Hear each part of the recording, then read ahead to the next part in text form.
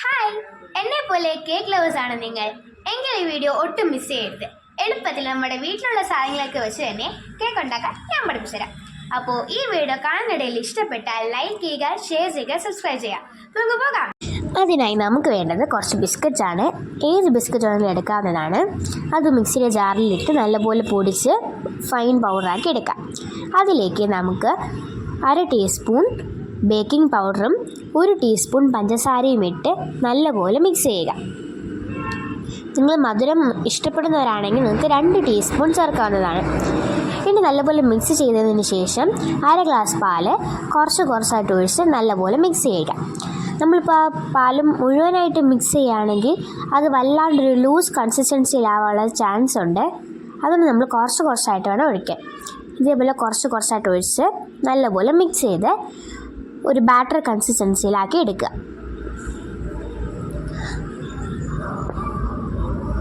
ഇപ്പം ഞാനിവിടെ 1/2 ഗ്ലാസ് പാലാണ് എടുത്തിട്ടുള്ളത്. നിങ്ങൾക്കിപ്പോൾ കേക്കിൻ്റെ ക്വാണ്ടിറ്റി കുറച്ചും കൂടി വലുതായിട്ട് വേണമെങ്കിൽ നിങ്ങൾക്ക് കുറച്ചും കൂടി ബിസ്ക്കറ്റിൻ്റെ അളവും ബേക്കിംഗ് പൗഡറും ഷുഗറിൻ്റെ അളവും പാലും ഒക്കെ എല്ലാത്തിൻ്റെ അളവ് കുറച്ച് കൂടുതൽ എടുക്കാവുന്നതാണ്. ഇനി നമ്മൾ മിക്സ് ചെയ്ത് അത് മാറ്റി വയ്ക്കാം. ഇനി നമുക്ക് വേണ്ടത് ഇതേപോലെ ഒരു ബൗളാണ്. നിങ്ങൾക്ക് ഏത് ബൗൾ വേണമെങ്കിലും എടുക്കാം. ഞാനിപ്പോൾ ഈ ഒരു ബൗളാണ് എടുത്തിട്ടുള്ളത്. അതിൽ ബട്ടറോ നെയ്യോ നല്ലപോലെ സ്പ്രെഡ് ചെയ്ത് കൊടുക്കാം. നമ്മൾ സ്പ്രെഡ് ചെയ്ത് വെച്ചിരിക്കുന്നതിൽ നമ്മുടെ ബാറ്റർ ചേർത്ത് കൊടുക്കാം. നമ്മുടെ ബാറ്റർ ഇതേപോലെ ഒഴിച്ചു കൊടുത്തതിന് ശേഷം നല്ലപോലെ അതിൻ്റെ എയർ ബബിൾസൊക്കെ കളയാൻ വേണ്ടി ഒന്ന് ടാപ്പ് ചെയ്ത് കൊടുക്കാം. ഇപ്പം ഞാനിത് ഓവനില്ലാതെ ആട്ടോ ചെയ്യുന്നത്. അപ്പോൾ ഞാൻ ഇതേപോലെ ടാപ്പ് ചെയ്ത് കൊടുത്തിട്ടുണ്ട്. ഇനി നമുക്ക് അടുപ്പിൽ ഒരു പാൻ വെച്ച് കുറച്ച് വെള്ളം ഒഴിച്ചിട്ട് 5 മിനിറ്റ് നമ്മളൊന്ന് പ്രീ ഹീറ്റ് ചെയ്യണം.